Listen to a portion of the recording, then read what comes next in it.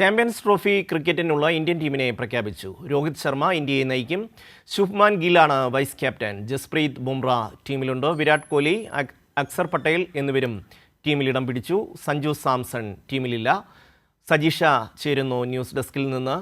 സജീഷ, എന്തൊക്കെയാണ് ടീമിൻ്റെ വിശദാംശങ്ങൾ?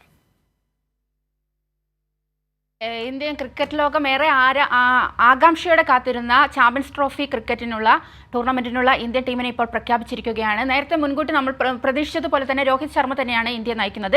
ഇതിന് വിരുദ്ധമായിട്ട് മറ്റൊന്ന് ഒരു പ്രത്യേകത, ശുഭ്മാൻ ഗില്ലാണ് വൈസ് ക്യാപ്റ്റൻ ആയിട്ടുള്ളത്. ഇത് ബുംറയുടെ പരിക്കും എല്ലാം ഇതിനൊരു ചെറിയൊരു കാരണമായിട്ടുണ്ടാകാം. പക്ഷേ ജസ്പ്രീത് ബുംറ പരിക്കേറ്റിട്ടുണ്ടായിരുന്ന ജസ്പ്രീത് ബുംറ ടീമിൽ ഇടം പിടിച്ചിട്ടുണ്ട്.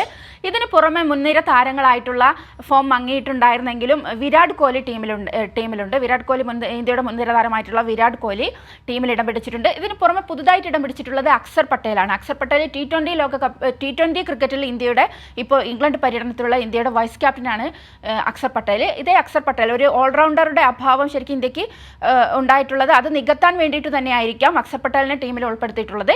അങ്ങനെ അതുപോലെ തന്നെ വാഷിംഗ്ടൺ സുന്ദർ, മുഹമ്മദ് ഷമി, ഇങ്ങനെ ഒട്ടേറെ താരങ്ങൾ ഇപ്പോൾ പുതിയതായിട്ടുള്ളതിൽ ടീമിൽ ഇടം പിടിച്ചിട്ടുണ്ട്. ഇത് മാത്രമല്ല, ഏറെ വിവാദങ്ങൾ നിലനിൽക്കുന്ന സമയത്താണ് ചാമ്പ്യൻസ് ട്രോഫി സംബന്ധിച്ചിട്ട് ഇന്ത്യയും പാകിസ്ഥാനും തമ്മിലുള്ള ഒരു വിവാദം വലുതായിട്ട് ഉടലെടുക്കുന്ന സമയത്ത് തന്നെയാണ് ഇപ്പോൾ ചാമ്പ്യൻസ് ട്രോഫി ക്രിക്കറ്റ് ടീമിനെയും പ്രഖ്യാപിച്ചിട്ടുള്ളത്. ഇത് മാത്രമല്ല, നമുക്ക് പറയാനുള്ളത് ടീമിനെ ഏറെ വൈകിട്ടാണ് പ്രഖ്യാപനം. കാരണം ICCയോട് സമയം ചോദിച്ചിട്ടുണ്ടായിരുന്നു BCCI.